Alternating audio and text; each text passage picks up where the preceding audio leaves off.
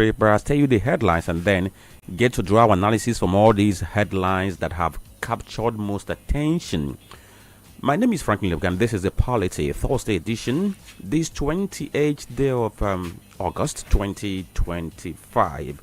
Of course, we are counting down to the end of this very month in a matter of about 3 days. It's going to be au revoir to August, and we get into the September, the one we call the Ember months.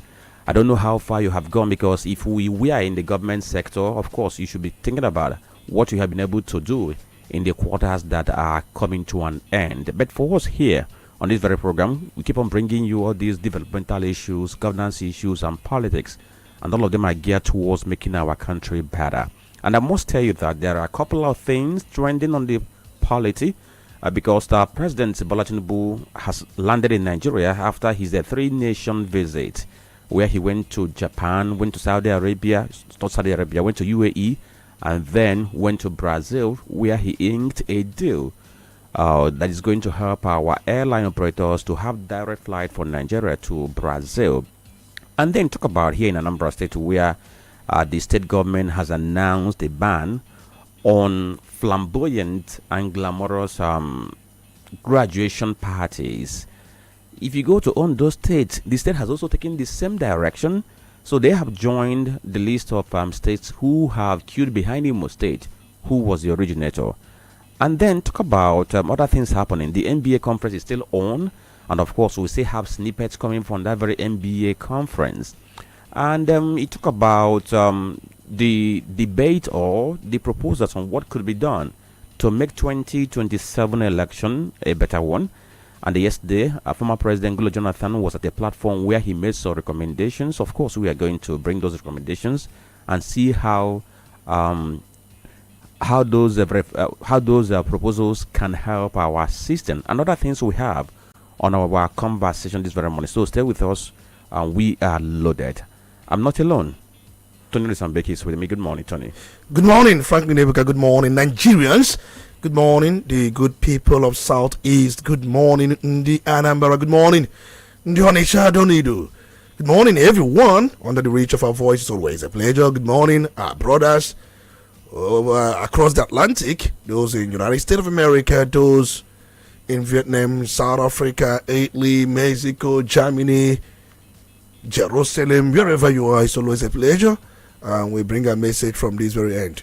You're welcome. Good morning, God, the Almighty God, the creator of heaven and earth, the author and finisher of our faith, for making us to be here in our sanctuary again to pontificate the truth.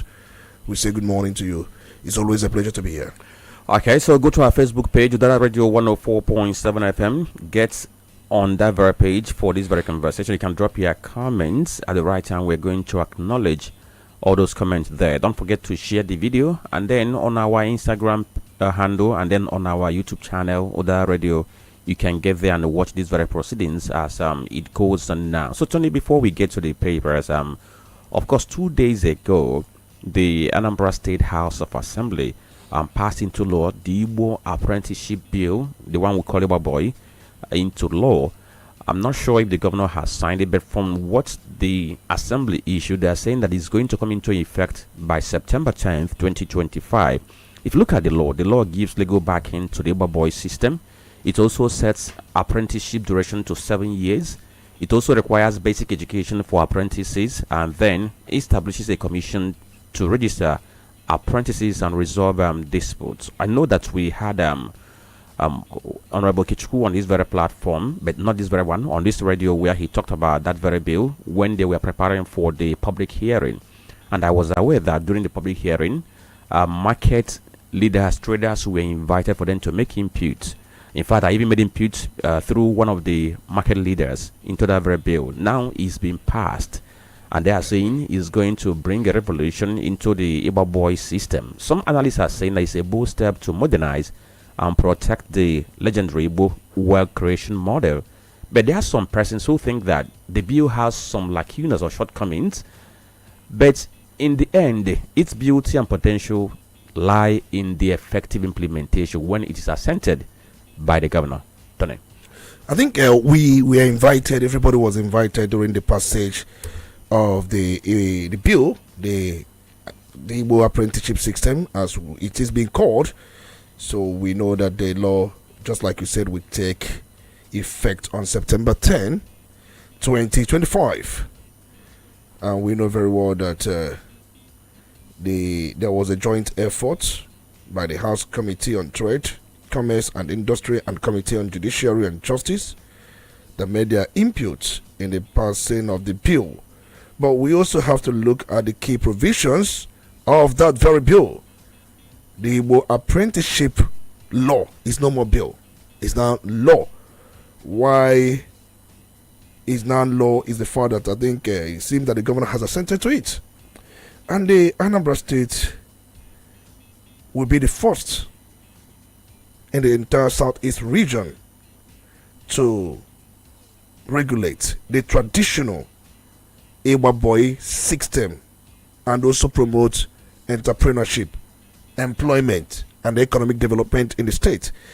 Apart from key provisions like the law seeks to establish a framework to govern the Igbo apprenticeship system, ensuring fair treatment of apprentices and set a minimum standard for training, and also the database management system of those involved. The Anambra State Igbo Apprenticeship Commission, which will be set up, will maintain a register and database of apprentices and provide a structure for arbitration and then also apprentice dispute resolution.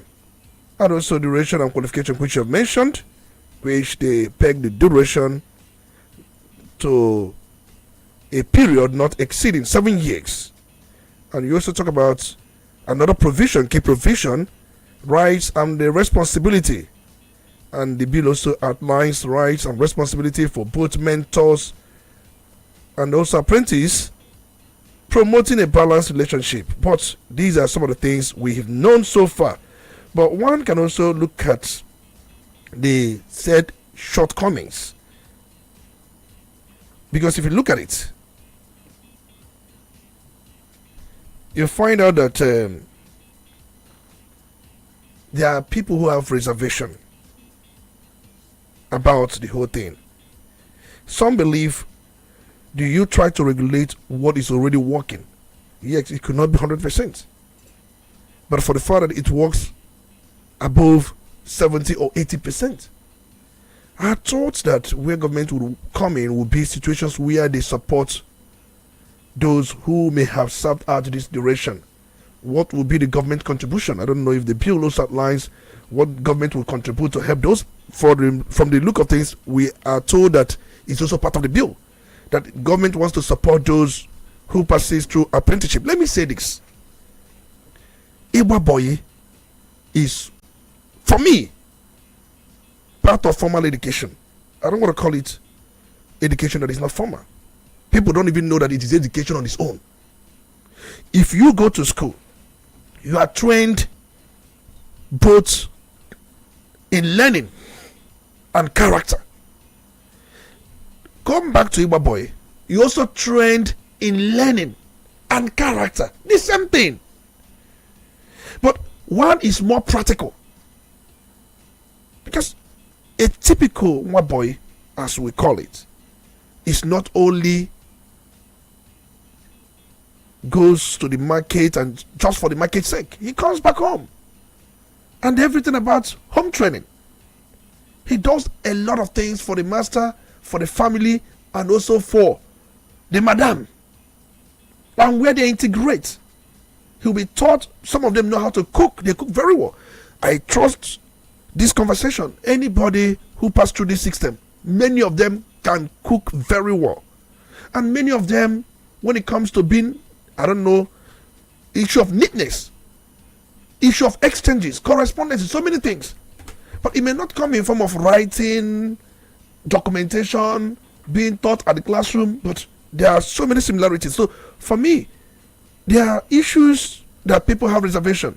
And the bill did not say that this will be the amount the master we use to settle the boy is not in any way contained in the bill. But there are times there have been some issues like the one we saw at electronics market, We after serving over 7 years, the man could not settle the young boy, and the worst still was the man prevented him from coming around the market for no just cause. And situations where many masters ndoga, once boy gets to 3rd year, 4th year, you now start saying that no gogi, because you know that the settlement is approaching.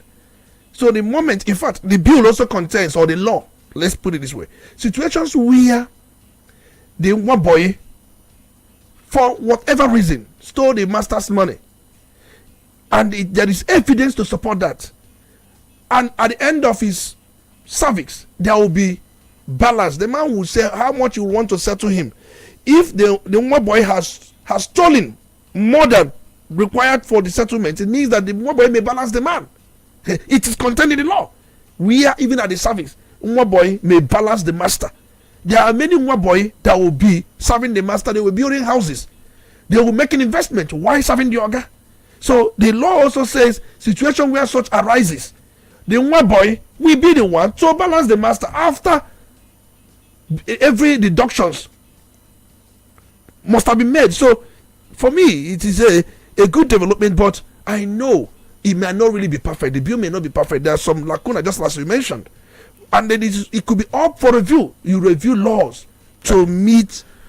All right. So it's now expected that, of course, this bill is going to begin to be, or rather, this bill is going to start its implementation, so that we get to see its effect on the way Umuboy and then the Ogas get to relate when it comes to learning the trade and then being settled for life. Okay, so let's look at the headlines on various newspapers we have this very morning. 4 of them: The Nation, Guardian, Punch, and the Vanguard newspaper.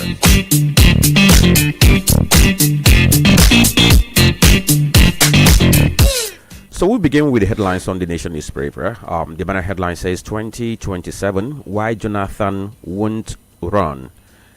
It has a rider, ex-president won't allow disruption of South solidarity. The story is on the front page of this very Nation newspaper. Of course, if you read that very story, it tells you that some persons who are close to Jonathan are saying that he's not going to run. He wants to remain an elder statesman, and he doesn't want to go into the race because he believes that some persons are trying to pressure him into the run for their selfish interest. Then another headline says China's $1 million for flood relief. See story on page 3. Kano government raises panel to probe Ganduje. The story is on page 27. How many times would they raise a panel to probe this very man? And then above the nameplates, federal government ASU talks raise truce hope. The story is on page 4. You will see at the face of ASU national president beside that very story where he's holding microphone. I have opted out of 2027 race in party's interest, says Bala. That's Bala Mohammed, Bauchi state governor, who is a member of the PDP. The story is on page 2. Ondo bans graduation of primary school, JSS 3 pupils. The story is on page 5. 104,000 minimum wage excites Imo workers. The story is on also on page 6, yes, of the Nation newspaper. And then other stories on the front page of the Nation. Imagine economies models, our goal. President assures Nigerians. And then this one says judiciary is on trial, says FHC Chief Judge. That's Federal High Court Chief Judge. He's the one saying the judiciary is on trial. Then my question has always been, if it's on trial, what are they doing to ensure that it comes out of that very trial? Or is it just for everybody to go to the media and speak? At the end of the day, nothing happens. Police to arrange Showre for false publication, forgery, September 15 is on page 4. And this Showre and the IGP saga, I don't know when it's going to end, because ever since Showre accused them, or rather, ever since Showre addressed IGP as illegal IGP, it hasn't been easy for the two of them, because it's been like Showre, you speak today, tomorrow they invite you, keep you in custody, and then next is charge you to court. And from what we gathered, I think he has 2 cases now that he's facing. Was it not yesterday that we read that the court ordered 6 banks to provide his bank details because he's been tried for alleged money laundering and other things. So let's see how it's going to end. And yesterday when he appeared in court, of course, he came with his bag as usual in case they want to detain him. So we'll watch and see how that story gets to end. Let's cross over to the Guardian newspaper. A headline here says how waiting funding, legal aid keep 53,460 pretrial inmates in jail. The story is on page 6. The story of awaiting trial inmates continue in Nigeria. That's what that story is all about.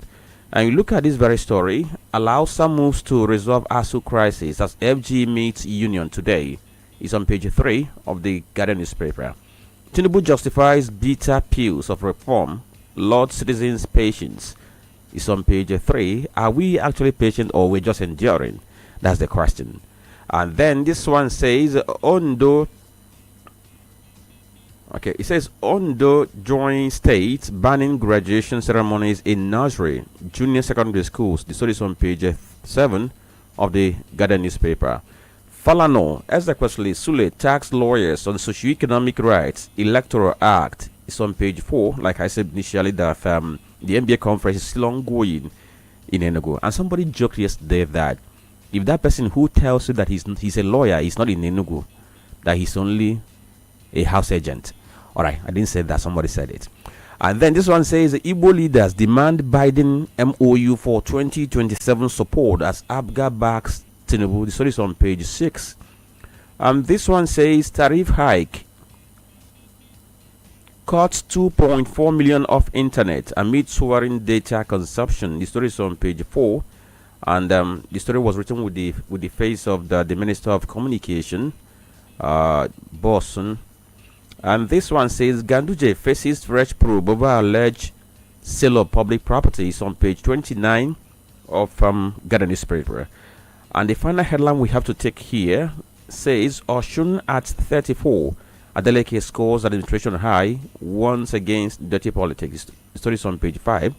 Of course, Oshun was among those states that were created on the 27th of August 1991. Anambra was one of them too. And yesterday, I think our governor had a statewide broadcast to mark that very day, where he talked about how his government has been able to recover about 60 camps that were initially being manned by gunmen. And he said that so far today, there has been significant improvement in security in the state, because before he came on board, there were some local government areas that were under the control of government, but now they've liberated. And he said that the evidence was during the August 16 by-election, because election held in some of those very communities, the likes of Lilu and Osumo.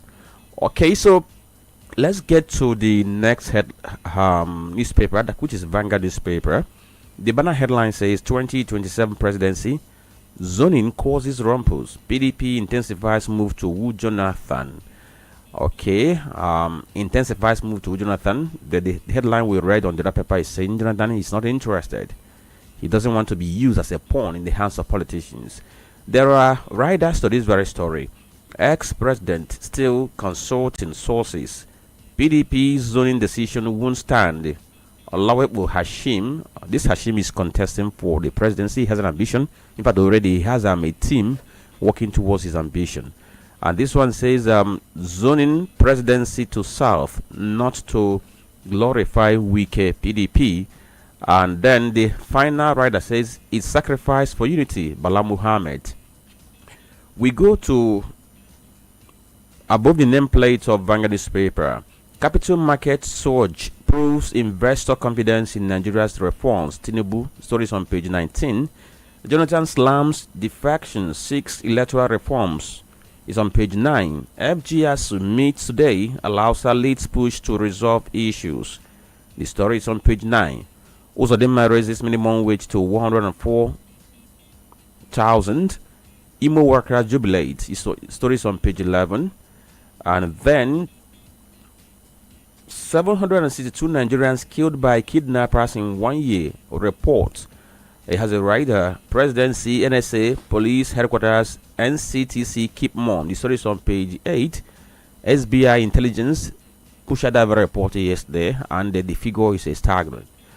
Then on the sports column, which is on page 31 of the Vanguard newspaper, 2026 World Cup qualifier, Super Eagles will prove doubters wrong.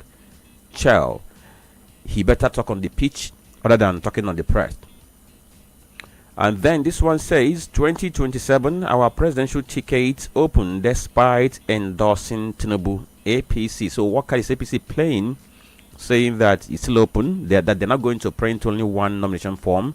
Anybody who wishes to contest should do so. But when you have openly said, we endorsing Mr. President for a second term in recognition of what he has done, what message is that sending? Awaits briefing on Abuja Kaduna train disaster, Tinubu says. It's on page 7. Voter apathy aids bad leaders. Khan warns Nigerians. The story is on page 13.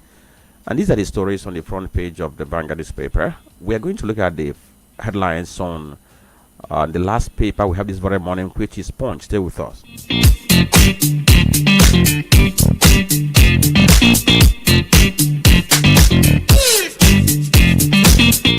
Right, so over to Punch newspaper. Let's see the headlines. The banner headline here says, strike threat. ASU VCs declare professors 525,000 naira monthly pay. The story is on page 2. It has a rider. Dons insist on salary review as senior lecturers earn 386,000 naira. Education, Labour ministers meet today. You know, that very nationwide protest which ASU members held on Tuesday, as it was happening in Lagos, it was happening in Anambra State, and they are saying that in the past 16 years there has been no review of their salaries, whereas Raman Park is saying that they need to review the salaries of political office holders. And then beside the nameplate 2027 party members can challenge Tinubu, says APC. Check the story on page 11. Jonathan demands credible INEC chair, decries the factions. The story is on page 7. FG nets 393 billion naira tax from Dangote, 9 others. It's on page 17. APC mocks ADC over chairmanship torso, page 21. Tony, why do I keep on thinking that people might get confused about this APC and ADC when it's time for voting? Because this sometimes when you even pronounce it, they sound alike, but unless if when you're paying good attention, you should be able to know the difference between the two. Then this story says jailed monarch Oshun to obtain U.S. court judgment. It's on page 11. Lagos man killed in fight, suspect arrested. Page 5. You know, keep on talking about all this kind of street fight we do see. Wasn't that in Lagos 2 days ago that we saw a video of a man, you know, who was fighting VIO officers on the road because I don't know what actually happened. But there was an incident in Lagos yesterday, Mandela's Market. I don't know. A young man was seen, you know, being hit by a mob. I don't know what actually happened there. Then, this last story on the front page of the Punch says Nigerians spent 1.3 trillion naira on petrol in June. NMDPRA is on page 18.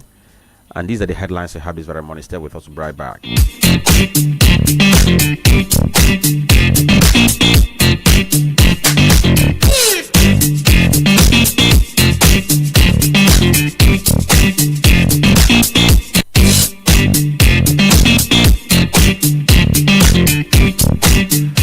Alright, so thank you for staying tuned to Udala Radio 104.7 FM. You are listening to the Polity Thursday edition of this very show, and we have given you the headlines in various newspapers and also mentioned some other things on the sidelines in the course of those headlines. My name is Franklin and Ebuka, and I have Dr. Olisa Mbeki on the analysis desk.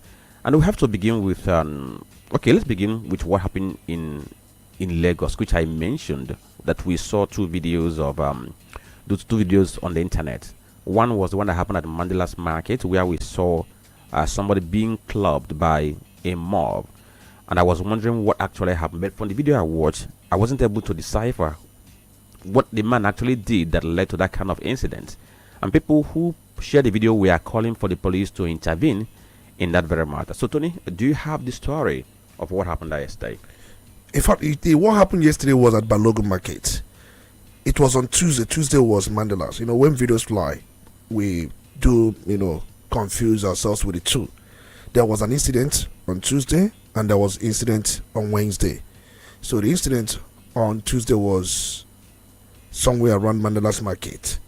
And then the one on Wednesday was somewhere in Balogun Market. And when you talk about what happened both in Mandela's and then Balogun Market, one will be shocked one will be shocked because we know these markets are dominated by the Igbos.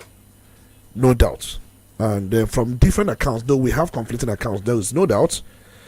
We have conflicting accounts. But let's begin with what happened at Mandela. We are told that there was a deadly altercation which occurred in Mandela section of the Balogun market. I think there is a section called Mandela's around that Balogun market anyway.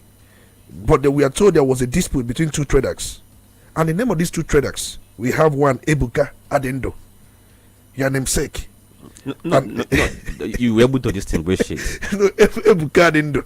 Alright? And we also have, I think there was a dispute between Ebuka Adendo and Sadiq Ibrahim over sharing money from a job escalated, from a job that they assisted a customer.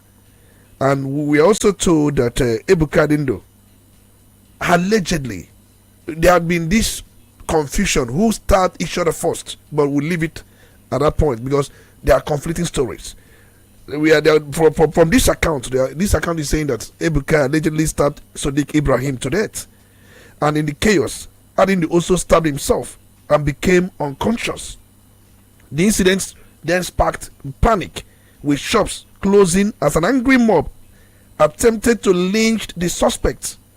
But we are told that the Lagos State Police Command arrested Adendo, who is in custody and who will face prosecution after hospital discharge. And police clarified that the incident was not ethnically motivated, despite initial reports suggesting it was a Yoruba-Igbo clash and normalcy was restored, as we are told. But there was market closure, people running helter-skelter. And there was also another one that happened there, somewhere around Ikorodu, or the market. But this time around it was as a case of some Agbirus trying to extort from the traders. And these traders, according to these traders, they say that these Agbirus were backed by the police. I'm talking about what happened at the Woody Market. So you find out that some of these people have not had it easy. So if you look at the issue of mobbing, or I think the one that the suspect was lynched, we are told that it was as a result of sharing 2,000 naira, which they made from the Osafia. It was a case of Osafia. And we know when it comes to Osafia, Igbos are gifted. You can't take it away from them. So what some of these area boys do is that when they get a customer, they hand the customer over to those boys in our Osafia. They hand these customers, the area boys, and they expect their own cut from whatever happens. So being that they cannot take up the deal of trying to convince the buyer to buy whatever he wants to buy and make something out of it, is not in their nature. Their own is to hand these customers or those potential customers over to these Osafia boys. I also expect their own cut. Their own is to wait for their own cut. So it was that cut that resulted in that clash. But that clash took ethnic dimension, because Sadiq Ibrahim is a Yoruba. Before he was, we would say was a Yoruba because he was actually killed. And then the other guy being an Igbo guy. So before you know it, this belief that you can't come to our land and molest us or take over whatever belongs to us. We don't know what was the agreement based on what the court should be or what the court would not be. So we're not told if the Adendo Ebuka gave Sadiq Ibrahim's court to him. We don't know. So we don't know what was the initial arrangement. But what we can say for sure is the fact that there is this style where these area boys, they are just area boys. Once they see a potential customer, they will hand the potential customer to these Osafia boys.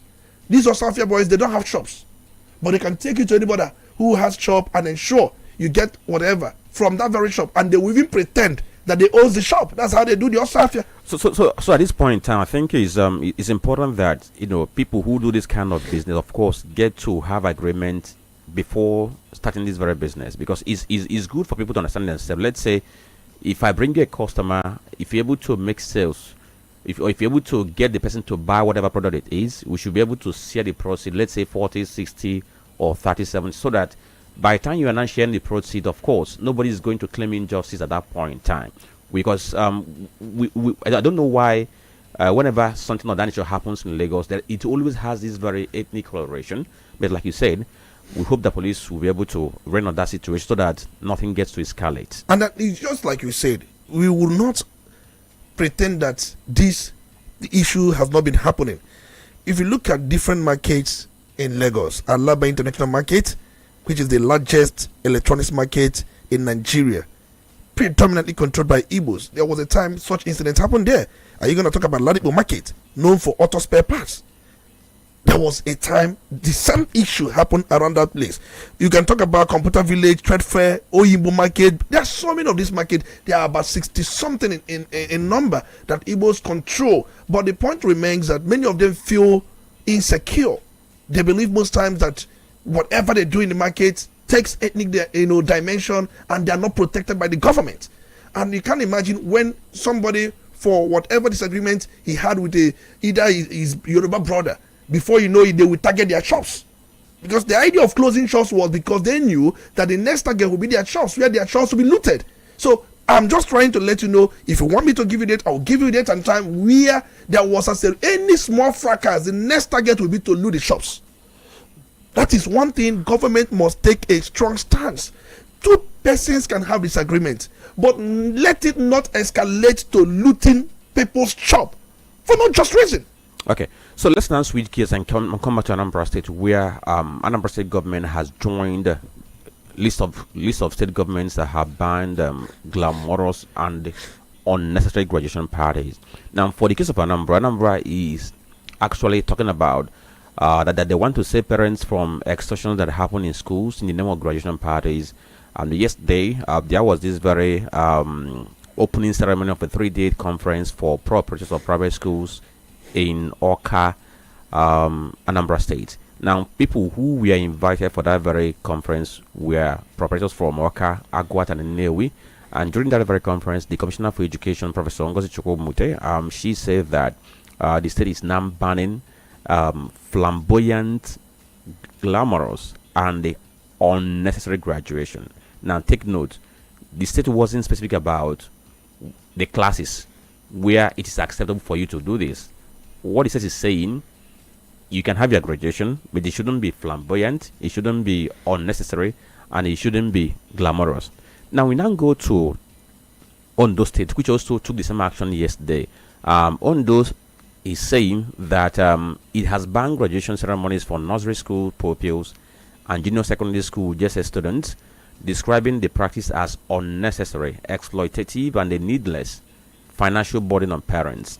Don't forget that Edo, Imo, and Benue State, including Edo 3 states, they had few weeks ago abolished graduation ceremonies in kindergarten, nursery, and basic schools, as well as the use of customized books in school.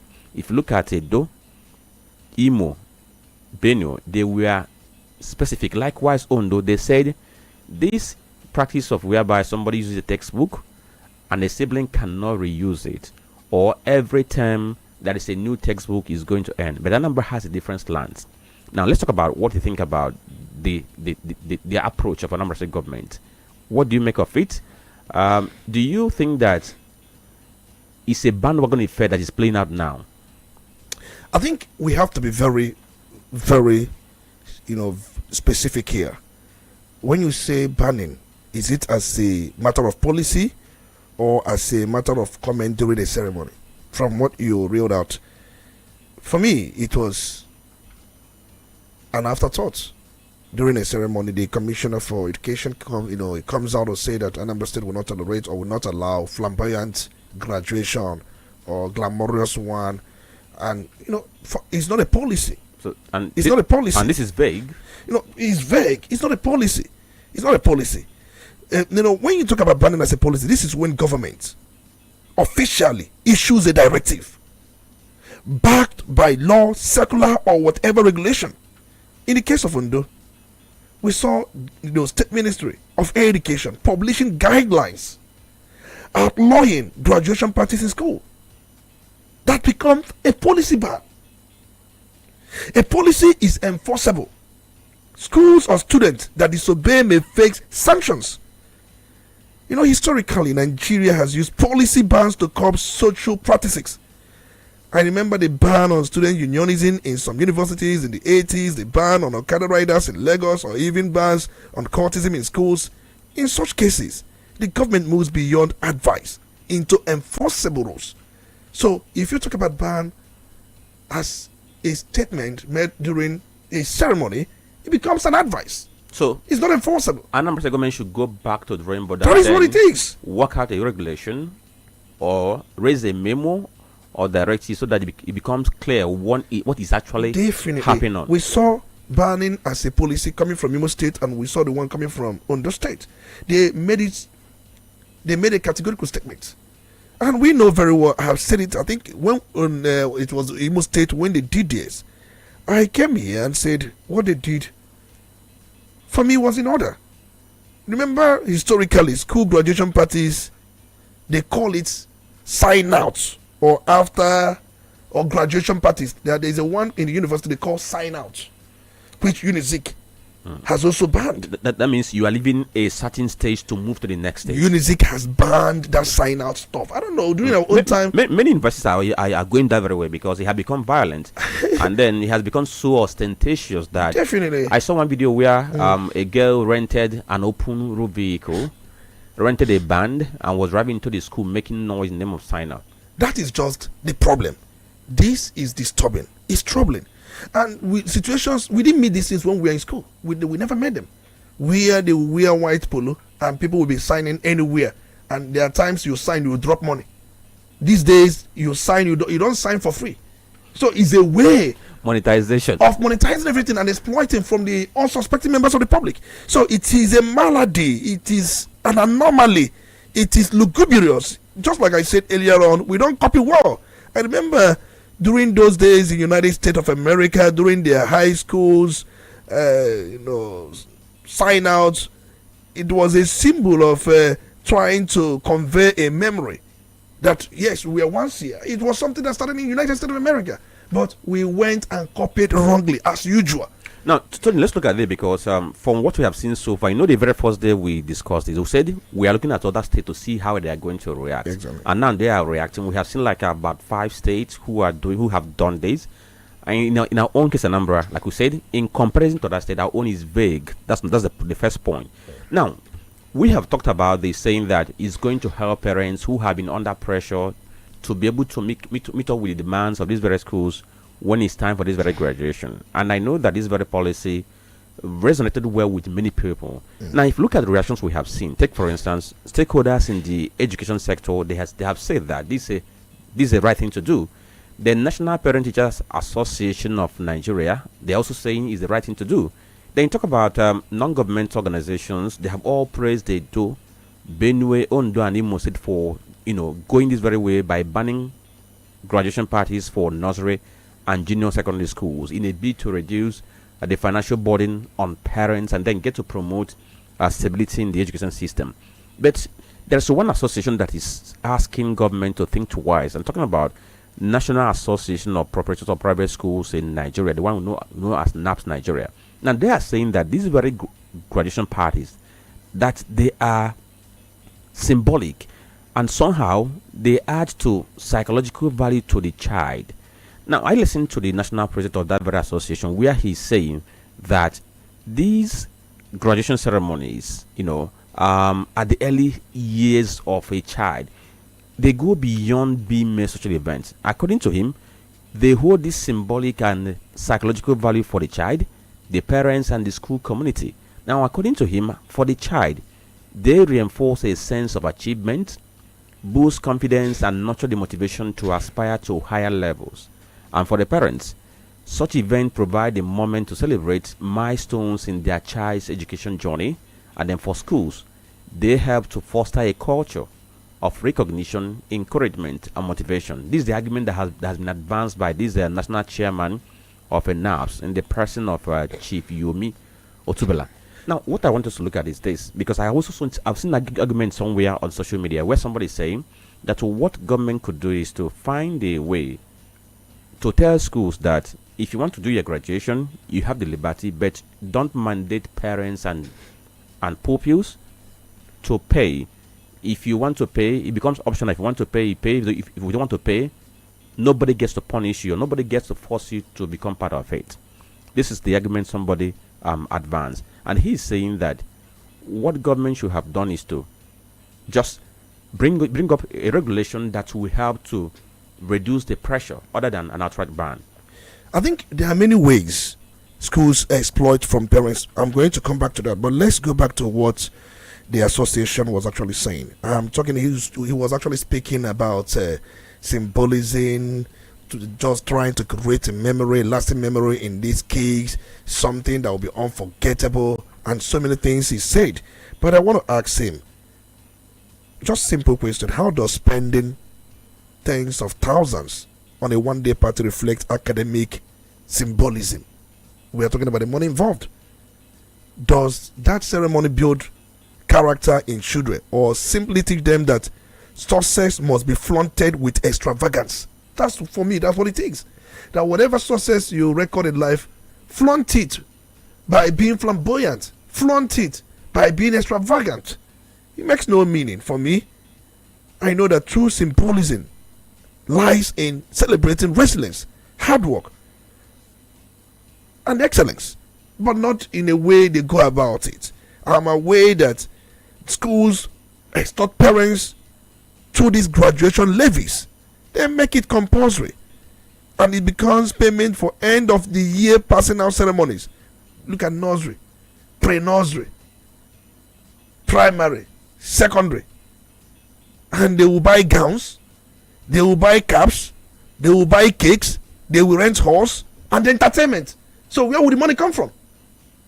If you say they have to do it this way, bring guidelines and regulations, where would the school get money for the gowns, these people, the very clothes they are going to put on that very day, the cakes, the hall they will be renting, the entertainment? The issue of they have not stopped from this, their compulsory uniform and accessory. Before, when we are growing up, we make our own uniform. When I was in primary school, my family had a Ghanaian who was sewing our uniform. The idea of parents sewing it, because the school will give you the design. All you need to do is to present the design to the tailor. The tailor comes in and follow the design and the color of the uniform. But these days, schools provide these uniforms compulsorily, and they peg the price at very high rate. That is extortion. Imo did not look into compulsory uniforms. No school is talking about it. No state is talking about it. We must also look at it in this, our own state. You talk about these days, they distribute souvenirs and magazines to these people, and they charge them. They also ask them to bring project levies. During our own time, it was called handwork. We are told to go home and make a pot to use a clay to make a pot. Remember that clay pot we did when we were small? They have changed that. No child goes home using a clay to make pot. Those days, there are people that will go home and use broom, and there are things we did with our hand. It was called handwork then. Correct. But now they are calling it project levy, where you bring money. You ask them, they bring unnecessary extramural classes. And there was this argument. I think it was in one of the states. You may remind me. I think it's Benue. Yes. Yeah, Benue that clamped down on where the government of Benue State says once it's 1:30, release every child. A child cannot be in school from the period whether 7 or 8 a.m. down to 4 p.m. Who built such curriculum for these children? Even when you say they will play, they will sleep, they will do all those things, what time do they have to bond with their family? What time do they have for other trainings that comes from home? There are trainings that come from home. Most times when these kids come back from school, they are weak, they are tired, they are devastated. And before you know it, they go back to do some classwork. And before you know it, the next day, that many of the renowned professionals were not built that way. And it is a very big important lesson we must take from there. Are you going to talk about exorbitant PTA fees and levies? Are you going to talk about even excursion? and field trip charges. They mount on parents that they will be told that their word will be going to radio stations for excursion. They collect money. So even examination assessment fees. So we can go on. Their extensionism is so large. You can also add this issue of whereby you see a child of 5 years and the school mandate that he or she has to buy thick cover book. That is it. That is sold for about 1,000 plus. I know I used that thick cover when I was in university already, but these days pupils of 5 years, they are mandated to buy it. Ebuka, that is not just. Apart from being mandated to buy the thick cover, these days they bring the books for you to buy. You don't go to the market to buy it. That is another thing. You talk about workbooks that are never used, but you have to pay for all these things. You must acquire them, but they are never used. I think we must raise the bar when it comes to what is going on in some of the schools. We are not trying to bring down anybody's business. We know the private schools, they are into this not just for profit. Remember, if you are a proprietor of school, your sole reason of being there is not for profit making. We know you could also get your return on investment, no doubt, because you won't go there and your capital will just vanish like that. But the most important thing is the fact that you must measure or tell everything in learning and character. That is the basic thing school offers. But when you derail in that and then have everything commercialized, monetize everything, all in the name to make money, what are you living? So I'm calling on state government at different, even the local government, because we have primary school being controlled by the local government. So, and even the nursery school. So we are calling on government at different levels to beam their torchlight on these excesses, now, to sanitize the system. Let me also mention this before we get to go for this very commercial break, because we're talking about primary, nursery, and now secondary school. Let's even talk about universities, where at the time you are to graduate, of course, when you have finished your final exam, of course you are required to do clearance. Yes. And during that very clearance, you are forced to make some payments you had even made before. It happens in some schools. And then apart from that very one, whether you want to use the school library or not, they will tell you that you must buy library card as a way of raising money for the school. That one is there.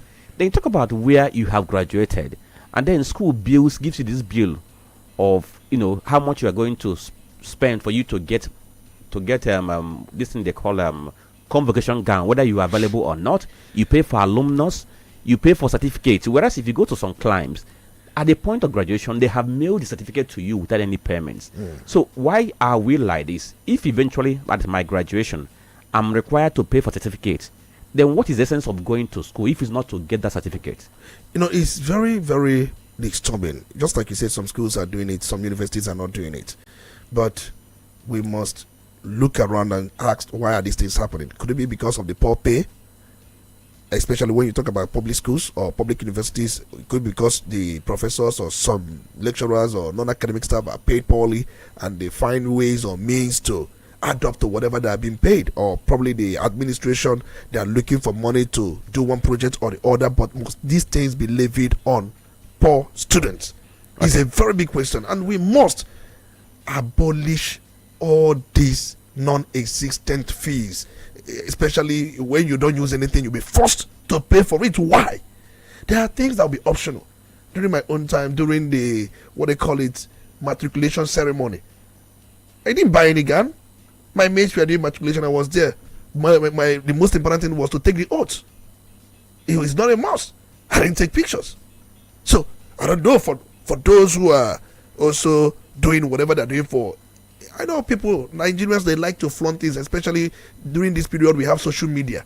They post those things on social media. They try to flaunt whatever they think they have achieved extravagantly, trying to poke anybody who doesn't believe in their success. But at what cost? That's the question. At what cost? That's the question. Okay, stay with us. We'll be right back.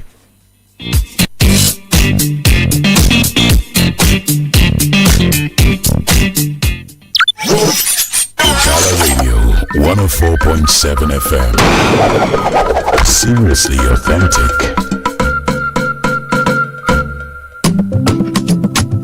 Anambra Patriots for Soludo.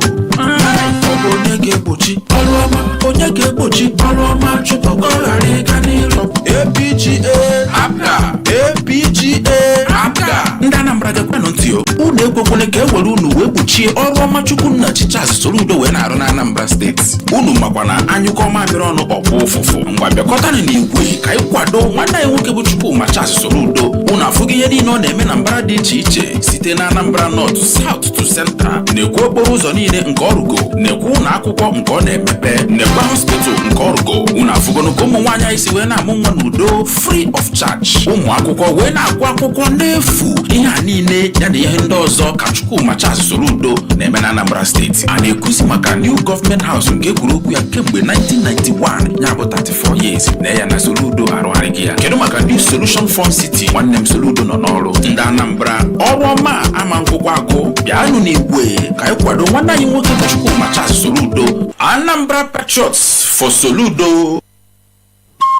Udala Radio 104.7 FM. You're listening to the Polity. Get involved now.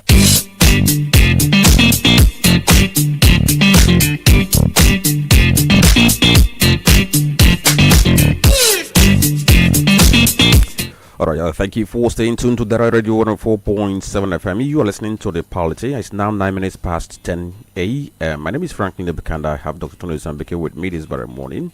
We are bringing you analysis on those issues we have read out on various papers we looked at this very morning. And we have to switch to politics now to talk about what Jonathan said at an event in Abuja yesterday. By the way, you can go to our Facebook page, Udala Radio 104.7 FM. Join this very conversation. Drop your comment on that very page and share the video.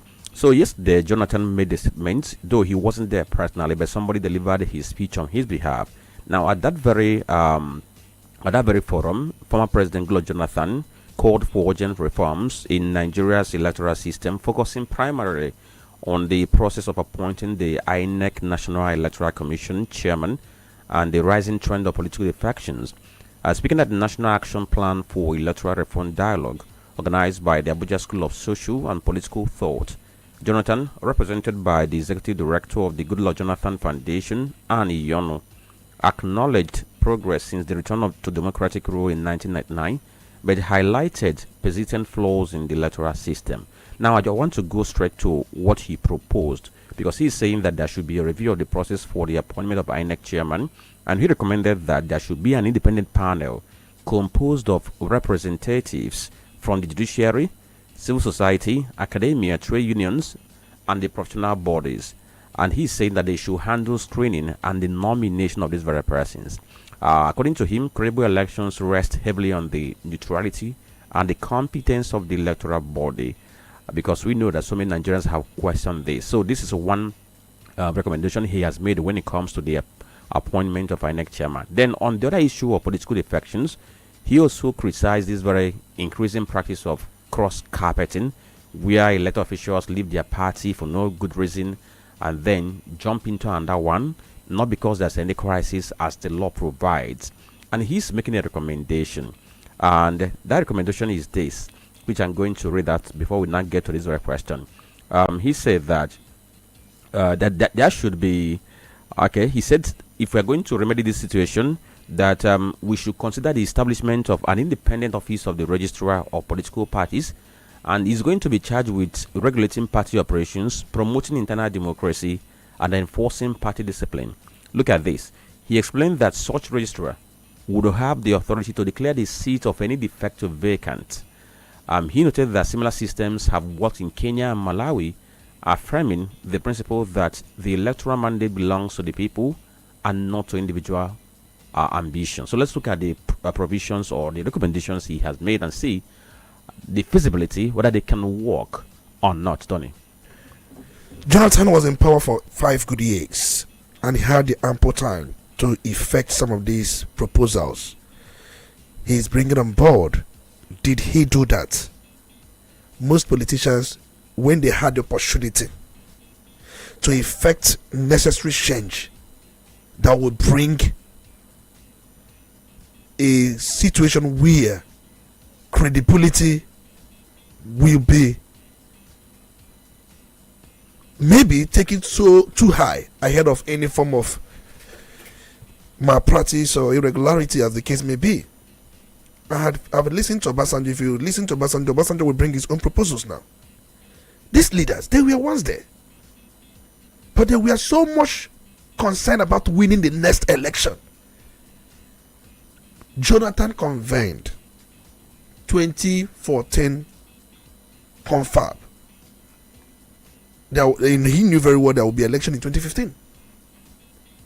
One would ask, even when there was this pressure for him to conduct such confab in 2012, immediately he won 2011 election, there was this pressure. Have a confab, and the best time to have a confab is immediately you win election. Because if you're doing it as the next election is approaching, political meaning will be read into it. There's no doubt. But immediately you won election, if you are really patriotic, if you are really altruistic, you will start doing something to add to the credibility of whatever we've got so far. But the question is, do we have any credibility in anything we do? But that is by the way. Now look at what he has suggested. Having an office of Registrar General.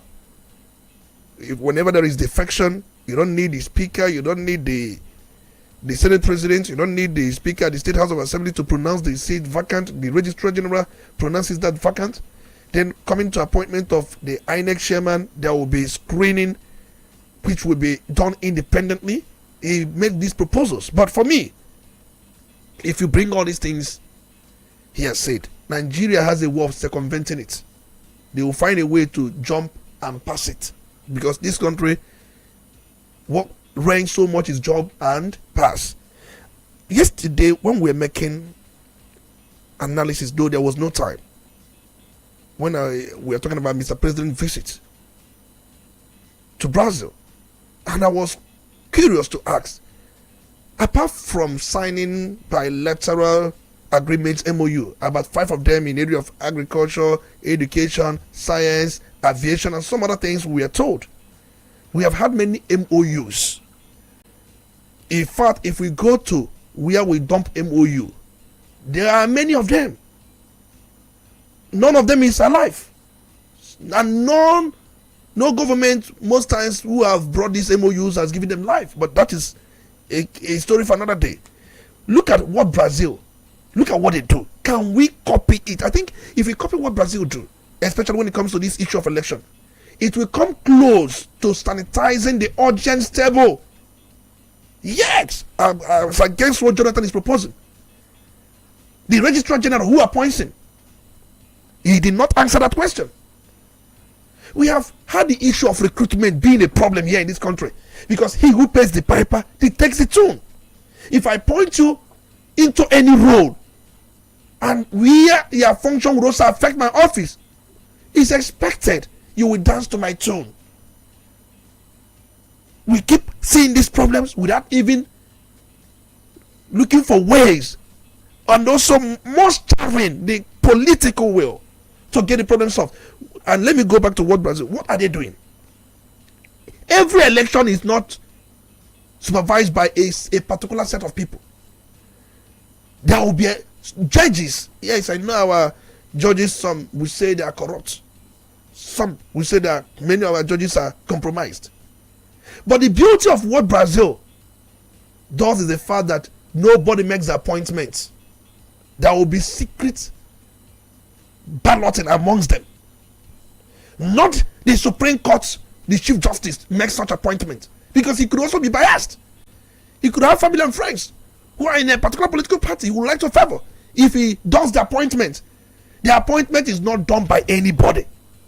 It is a secret election where there will be 3. The 3 persons among themselves comes out 1 from the federal superior court. That is the one we call Supreme Court. It gets down to the Superior Court of Justice, the one you may call, they have their court system. I don't want to talk about the court system, but there are different levels. And in all of this, nobody does appointments. You comes in there through election. So you are not subservient to anybody. You are not going to be accountable to anybody. If you appoint anybody into anything where that person's job, we also look into your office, the person will as good as do what So if Brazil can think deep, knowing fully well, I've said this many times here, where you have match A, match B situations where Arsenal is playing Manchester United, then Arsenal then have a chance to appoint a referee. What do you think will happen in that match? So who is going to drive this very change or this very reform that we want earnestly? The National Assembly. If you look at this, if you look at what Jonathan is proposing another commission, registrar, proliferating agencies, and we are talking about cost of governance.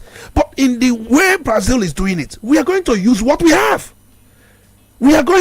Professors have disappointed us because most INEC chairmen we've had, many of them are professors.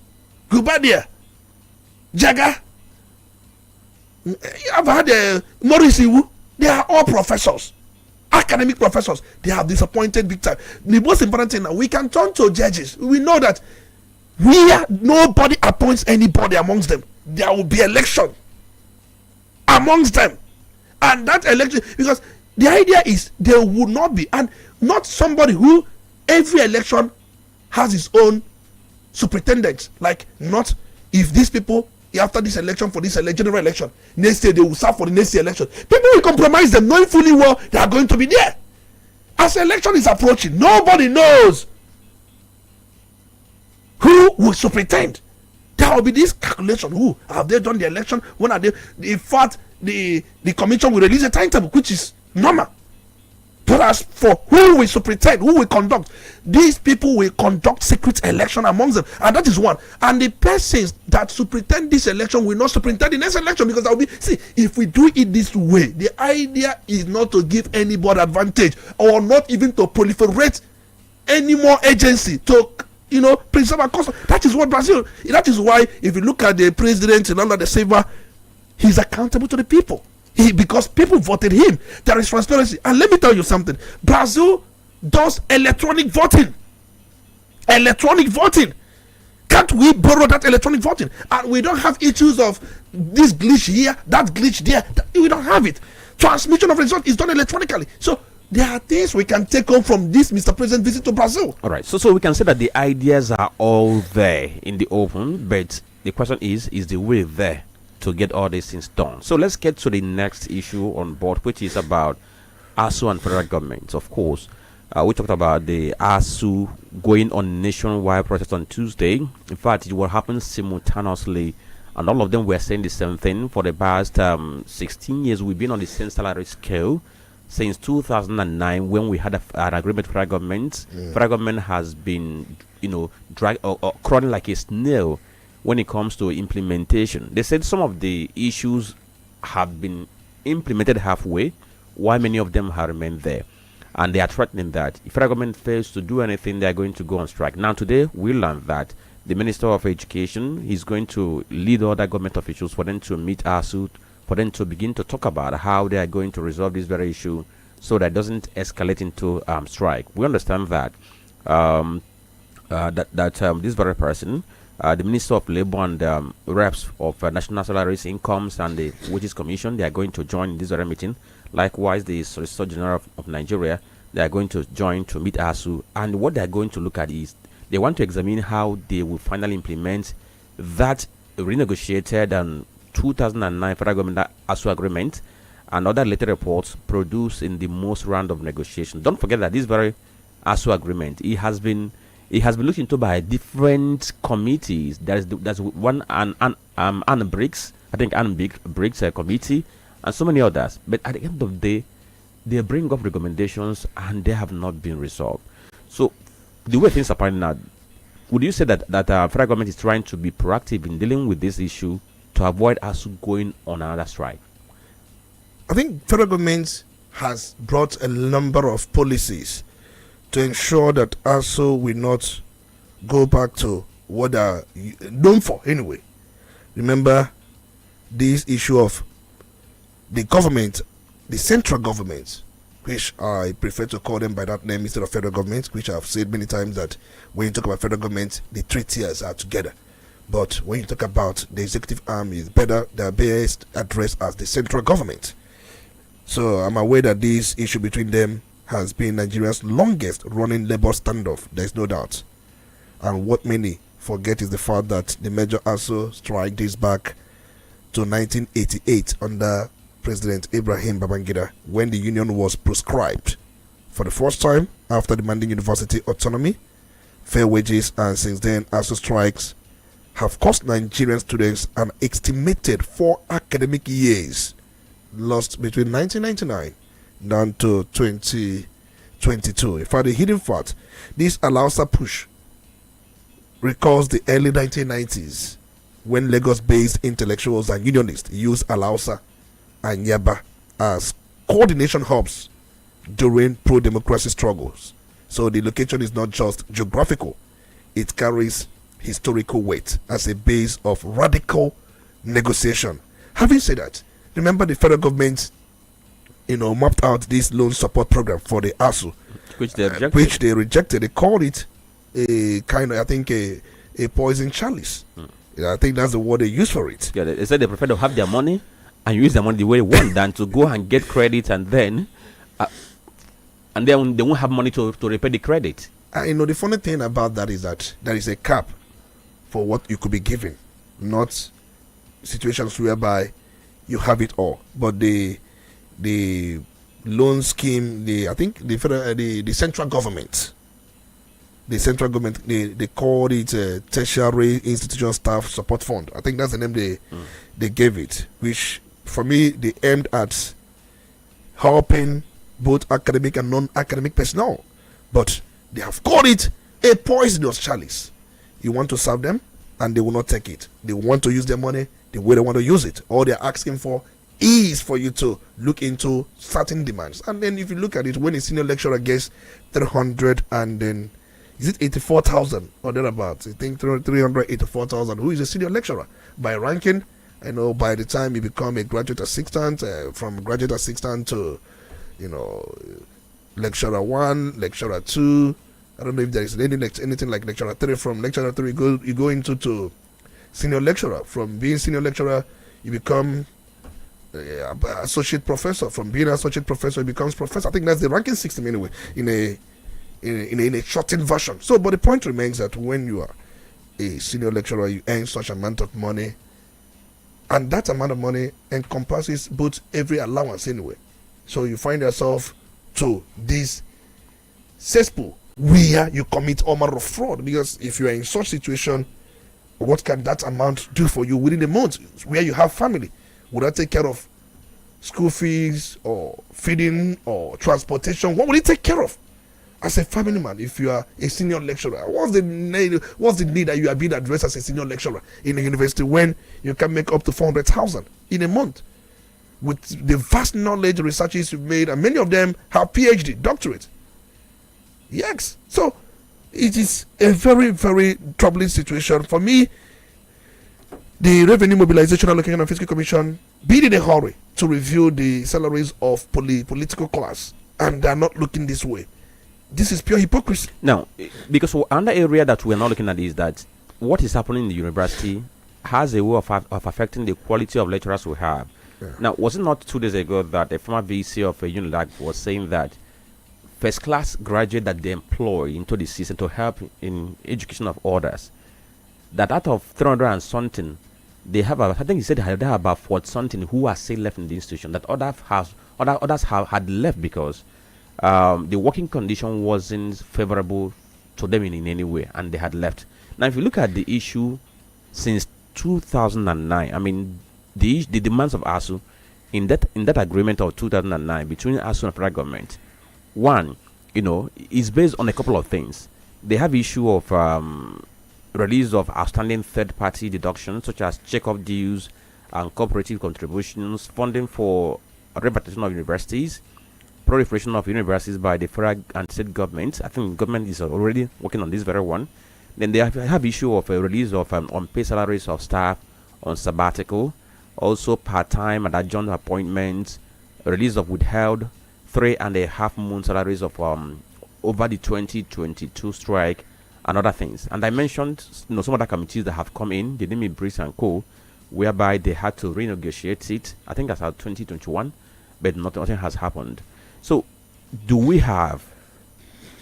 Can we say that the government has at its disposal the resources to deal with this demand that ASU has been asking for? Don't forget that President Bola Tinubu earlier this year released about 50 billion for them to settle and academic allowances, all university lecturers and staff for some time. For me, if you look at some of these problems, it boils down to funding. That is why many of these lecturers are saying there should be moratorium on any new university, that the central government should abolish opening new university. They have not funded the ones they have already. And there was this ban we had the other time for 7 years. But that does not apply to private universities. But they are also saying it should also be applied to the private universities. When a graduate assistant, many of them, they are first class materials. They end up having first class, and university decide to retain them. When a graduate assistant earns between 120 to 140,000, what will keep him there? What will keep him there? I know definitely we offer him an opportunity to do his master's, do his doctoral program, and we understand that. But if you look at it, it's a slap. How much if you convert this in dollars? How much? And if you look situation where assistant lecturer, because immediately after graduate assistant, you have assistant lecturer. Where assistant lecturer earns between 140,000 to 160 or 180,000, less than 200,000. What will keep the person there? Lecturer 2, because they start from lecturer 2. After assistant lecturer earns between 160 to 240. What will keep the person there? Then you talk about lecturer 1. Once after lecturer 2, you come to lecturer 1 in progression. Earns between 220 down to 260. Are you going to talk about senior lecturers just I finished talking about? So, even the reader or associate professor, where the reader or associate professor earns between 360 down to 400, and professor earns between 450 to 600. Why 600? Because you have some professors in the area of medicine and all that. So the point remains that we must look into these their demands. The way government is going about it is not the right way. If you look at with the removal of fuel subsidy, can we invest 10% of whatever proceed we've got from that into education? Can we invest that? And the worst still is, if you look around, you can also understand that the entire allocation for universities, how much? 2 point something billion naira. And that tells you, if you talk about oil theft, the shadow economy, because I've talked about shadow economy, oil theft, and also kidnap industry. The kidnap industry and oil theft, the money they make, these two. I don't want to talk about area other the investment we made in security, because these things they work in pari passu. You find out that education is overlooked if you compare monies around these areas, because we know they are shadow economy. There's no doubt. So the point is, we must fund our education, not just in salaries, in infrastructure as well. All right. So you mentioned kidnap economy, and if you look at that report I mentioned when I was doing the headlines, that report that came from SBM Intelligence, it was released yesterday. It said that the kidnap industry nets 2.57 billion naira in 1 year. Every year. How much is allocated for education? Which is higher than what is allocated to education. It tells you a lot. I remember when we were young, we saw expatriates, we saw white people schooling here. Why have they gone? If you go to most Ghanaian universities, you see foreign students. I can bet you, apart from some of these private universities you have in some places, there is no public university in Nigeria that has foreign students. And it's one of the yardsticks to measure how good your university is. And one thing that worries me is that sometimes when you hear our brothers and sisters telling you the countries they travel to for them to go for maybe master's degree or PhD, and then the fees involved. But what worries me is that those countries you thought that in education comparison we could have been better off. You keep on wondering. So why are we not thinking forward? I have a friend who traveled to Kazakhstan to do masters and PhD, and guess what? She's teaching there now. She told me that she's not coming back anytime soon because the teaching is the biggest profession in that very country. So guess a Nigerian who got to Kazakhstan, who in Kazakhstan, and they speak Russian. Yeah. You have language barrier, but yet you are teaching those people in that very country. So that tells you that we have that human resources, of course, and our people are that intelligent to handle all these things. But because we have not deemed it fit to invest well in education, that is it, so that we can get to a reasonable level in comparison to other countries of the world. Do you know how much the country expend on education tourism? Because that's what it is. If you measure what politicians, their children, their wards, their kids, the amount they spend for their wards, their children studying abroad, if you put that into this country, I bet you, education will turn around. If you want me to give you the figures, I'll give you the figures, because they expend hugely sponsoring, funding foreign schools. And this money is because if you're a foreigner coming to school in England, the money somebody who is from UK will be different. You will pay times 2 of that. And you are small, you are funding their education. In fact, they rely on foreign students to fund their educations. But here, instead of for us to develop our institutions, we are busy helping the universities that are better than us to fund their education. All right, so I will ask my friend. My friend is in Oman. He's in Oman after masters and he's teaching. It's not to belittle any country, but when you try to remember where Nigeria was, yes, when Nigeria was rated as one of the fastest growing economies of the world, the likes of the Singapores, the Asian tigers then, and then you compare it to where we are today. Keep on asking, Onyemela Anyifa. So let's go for this commercial break. From that, we'll get to take your call. Stay with us.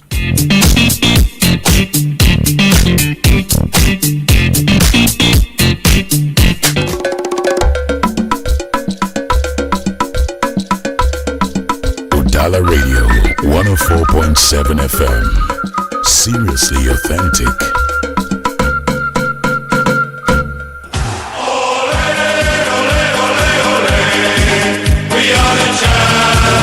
Hooray! Football is alive again in Onitsha. One Nibonyegu, one Nimekegu, Egwekere Football Street Championship. My guy, come rep your street. Come show the world that your street has got the best talent in town. Egwekere Football Street Championship. Egwekere Football Street Championship is a football tournament to be played among different streets of Onitsha. Winners will take home 1.5 million naira. I repeat, 1.5 million naira. So what are you still waiting for? Call this number 0806-391-5257 for your registration and further inquiries. Registration runs from 1st to 30th of August 2025. Special thanks to our headline sponsors, Winners Global Estate Limited, and our media partners, Udala Radio 104.7 FM. Egwekere Football Street Championship. Ball Obe Nadoda.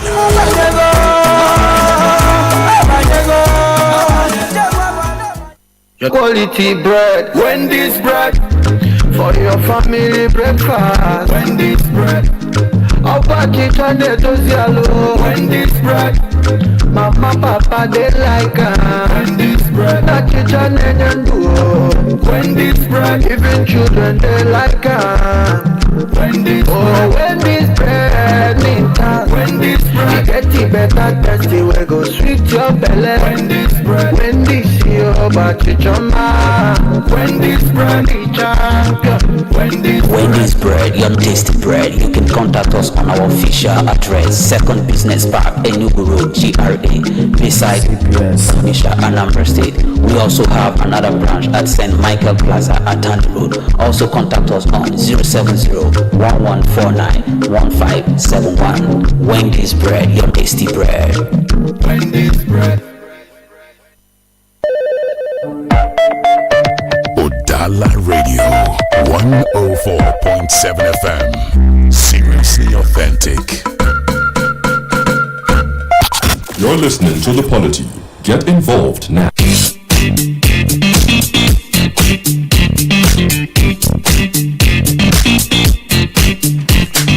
And of course, it's time for you to get involved on this very conversation because we have talked about a couple of things. So we are opening the phone lines to you to join the conversation on Udala Radio 104.7 FM, and this is Polity.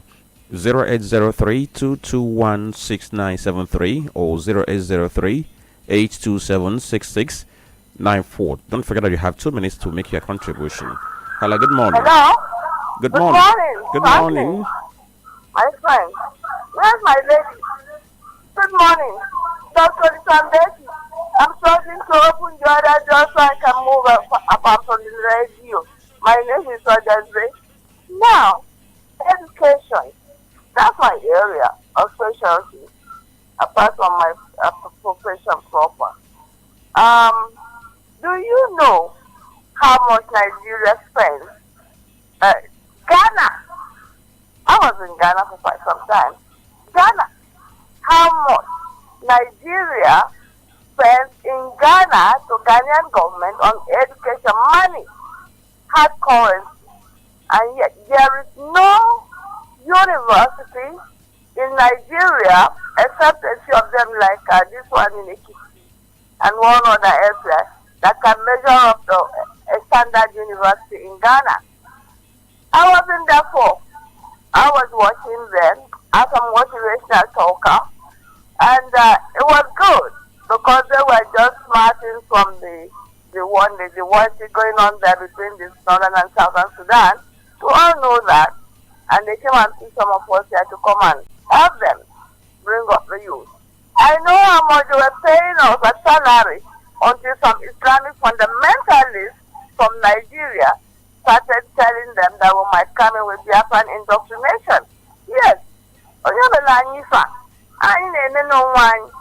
We, Nigeria, I stand from to tell you, have the best intellectually.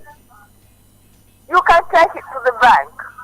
And yet, here in our country, we are not appreciated. Those that teach.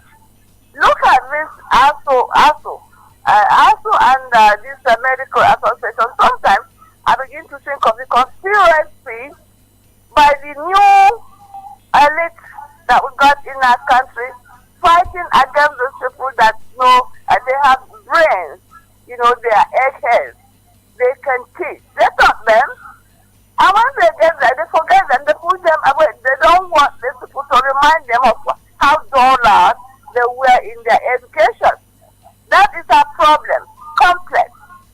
Inferiority complex, not superiority complex. All right. Among them. Having said that, look at Tetfund. Tetfund is originally made for the upkeep of tertiary institutions. Don't we know that? There is another one that one of you was leading. All for education. And yet what happened? The elite, the senior elites in Nigeria have turned education into a cash cow. That's why you have mushroom education all over the place that the government came up the other day. They were going to erase or cancel or whatever. And the same country said we are backward in education. In that places. In those places. Okay. Where do you put us? Where do we go to from? And if you don't have education, what do you have? All right. Thank you. If you cannot educate your citizens, that'll be what all. do you have? That'll be all. We'll take that very question. What do you have? Hello, good morning. Good morning. Yes, your name? Blanket. My name is Simon. Simon from where? I am asking Tony. Do our leaders know the value of education? No. If we want to put education in a good manner, any person who will love will bring original certificate of education, not at that. If we don't do that, we are wasting our time. Thank you. Okay, thank you for your opinion. Let's take another call here. Good morning.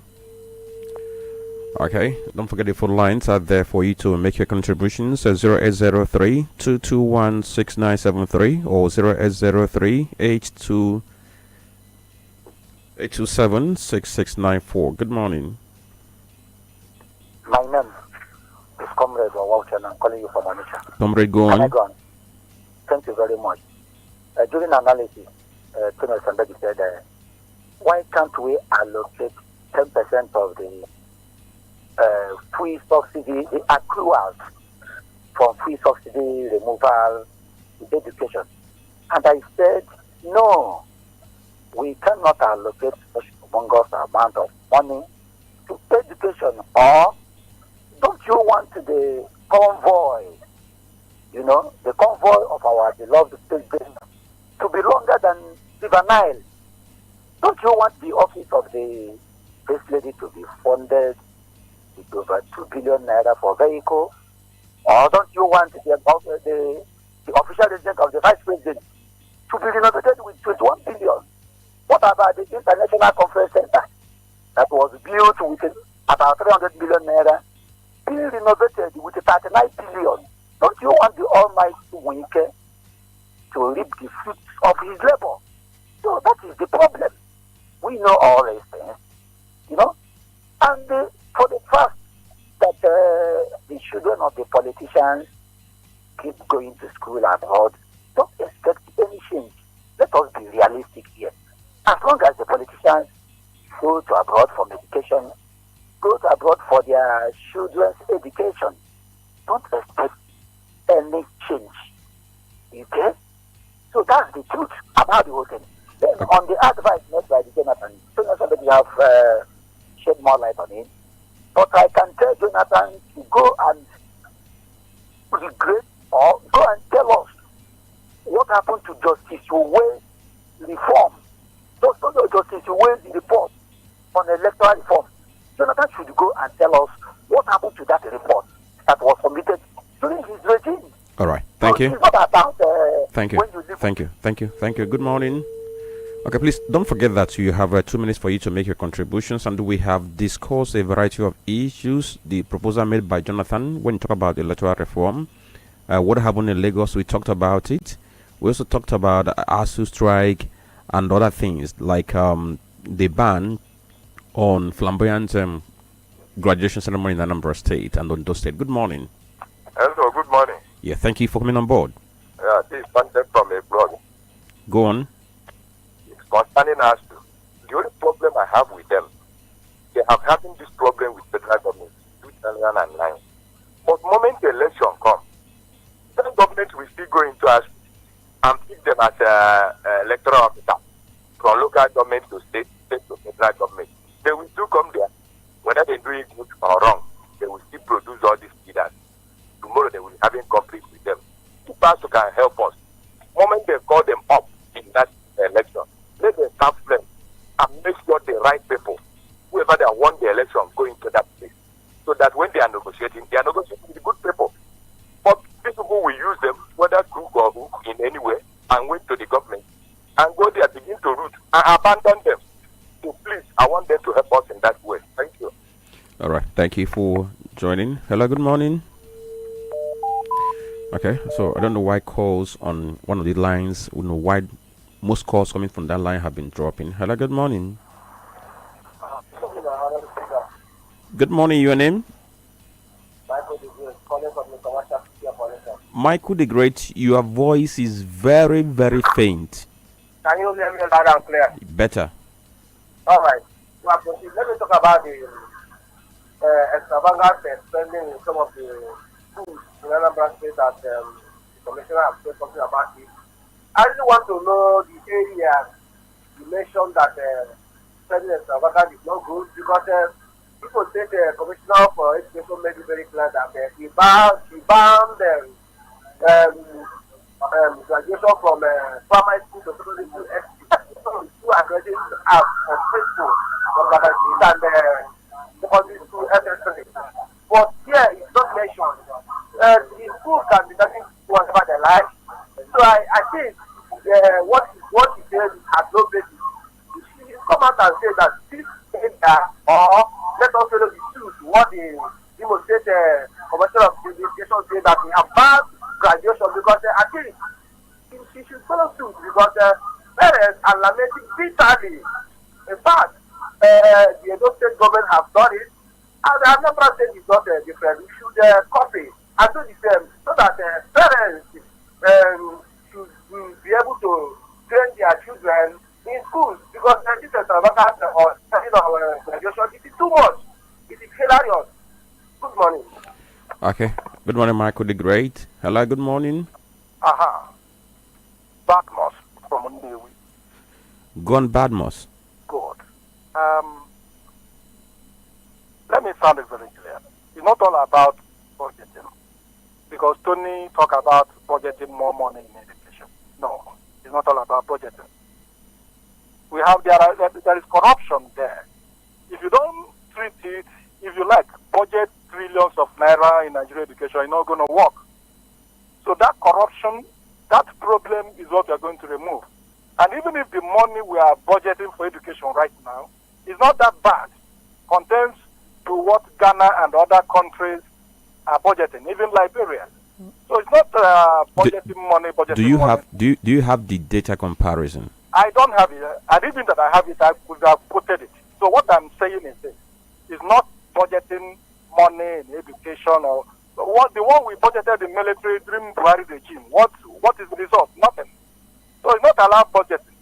It's about making sure that people are held accountable, lecturers are held accountable, professors are held accountable, teachers are held accountable, schools, universities are held accountable. That is where we are lacking. It's not all about budgeting billions or trillions. No.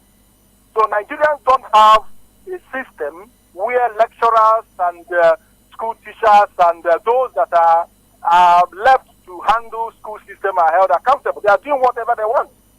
And any money you budget there will be story. They will still look for one story to tell you how the money goes. Let me tell you,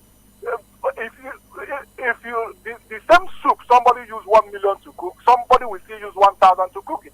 So it's not all about budgeting money. So let's just put that one aside. So based on what Jonathan said, this is the type of people that will be, Jonathan, I said this yesterday. Jonathan may be the presidential candidate of PDP. All right, thank you. I think we've taken note of what you said. Okay, so you talked about Ghana and Nigeria. I keep on saying this and that.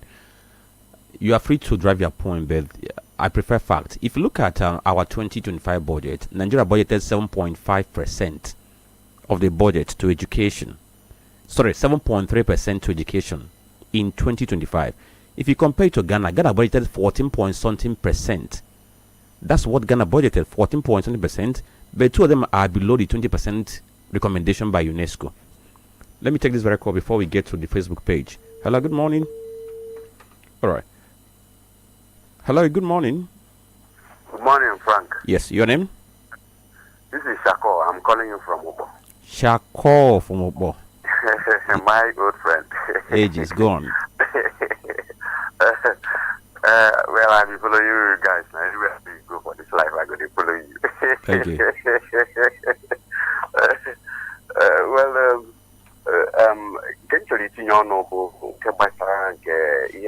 Mandela, Lagos State. Okay, can you mix your language? Can you mix your language? Okay. All right. The one that happened at Lagos. Okay. Why I fix Igbo a bit is we are talking about ourselves and our youth who are doing business there in Lagos. And one thing I want to chip in is anywhere you are, try and calm down and make yourself as a slave so that you get what you want.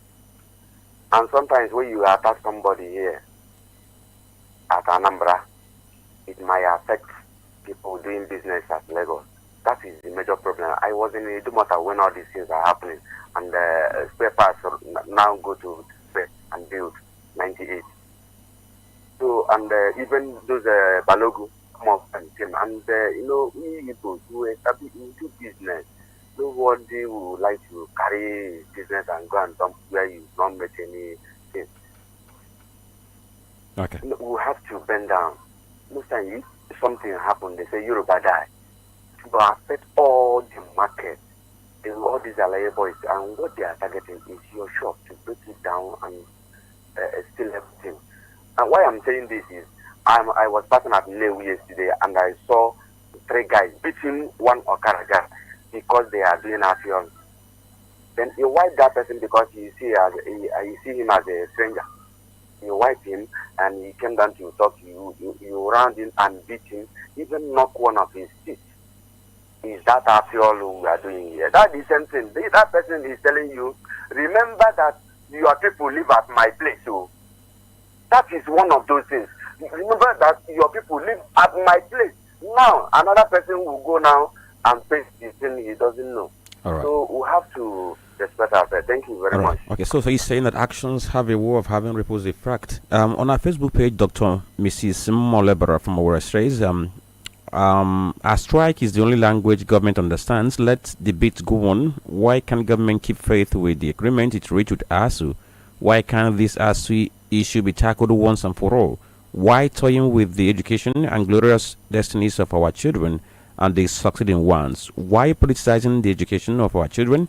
Government has all the money to increase salaries of politicians, but doesn't care about that of lecturers.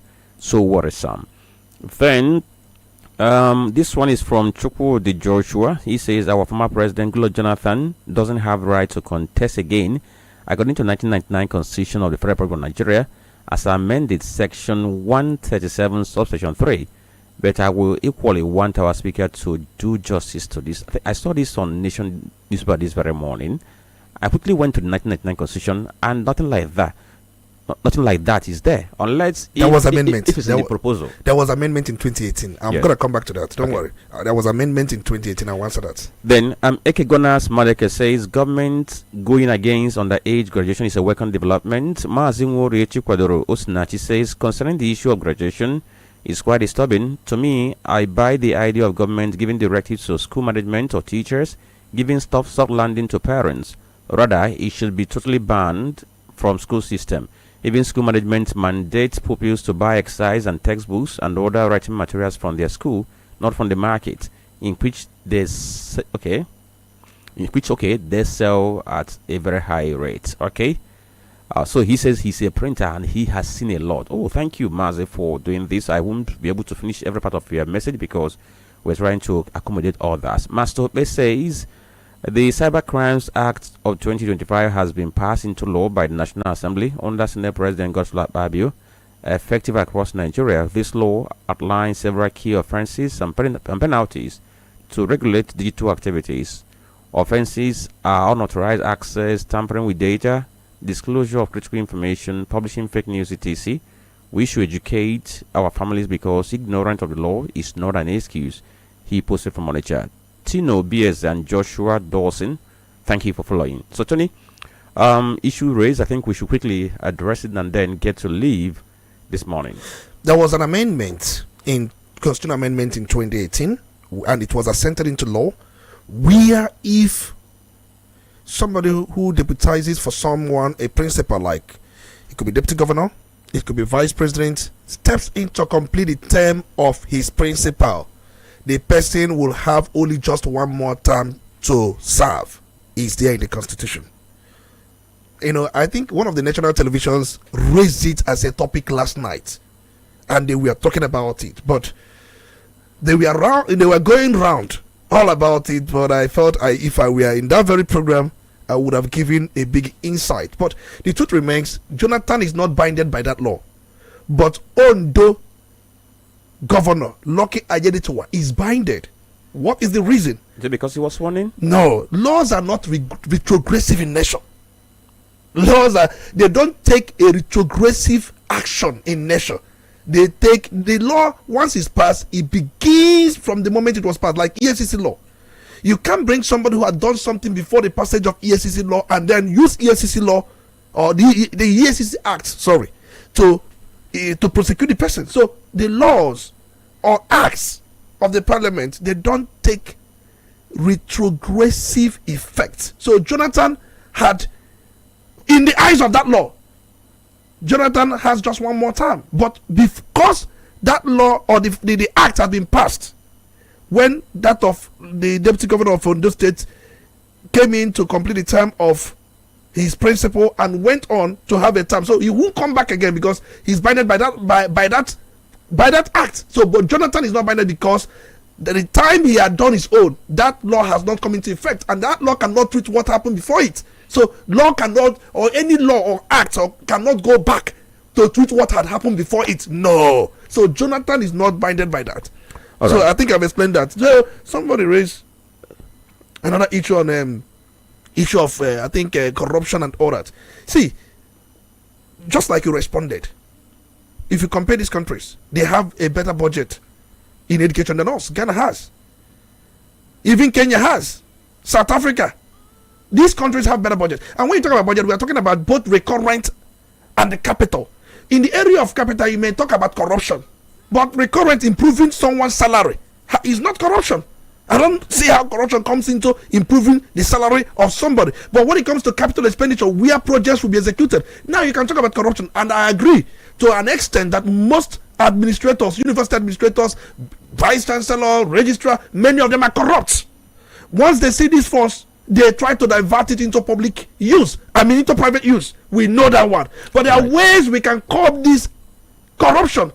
There are ways we can go about it. All right. So, there's something we would have discussed this very day. That's kidnapping industry. How much that was raked in between July 2024 and June 2025. A number of persons who were killed. 762 of them killed. And the 4,722 persons were abducted in 997 incidents across Nigeria. That tells you that the kidnapping industry is a big one.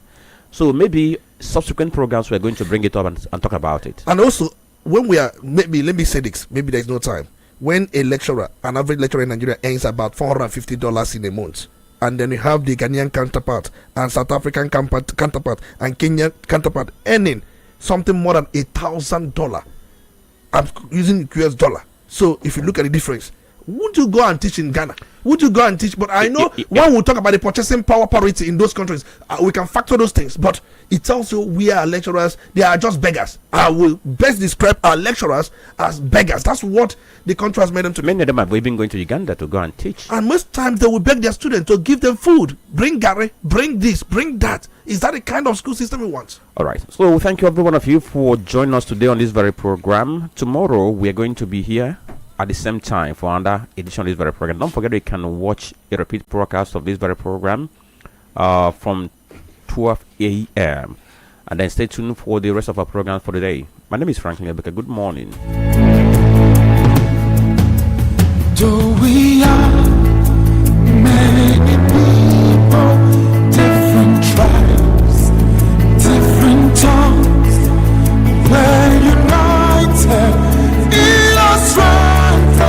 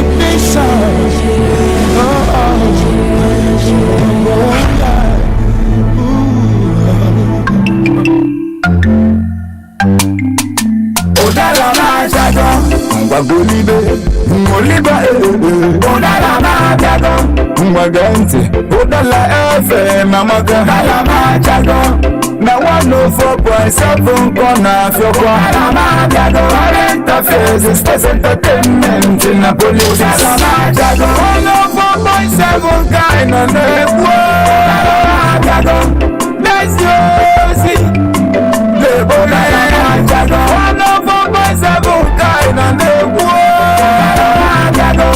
let's go see, the Udala Majago. 104.7 FM, seriously authentic.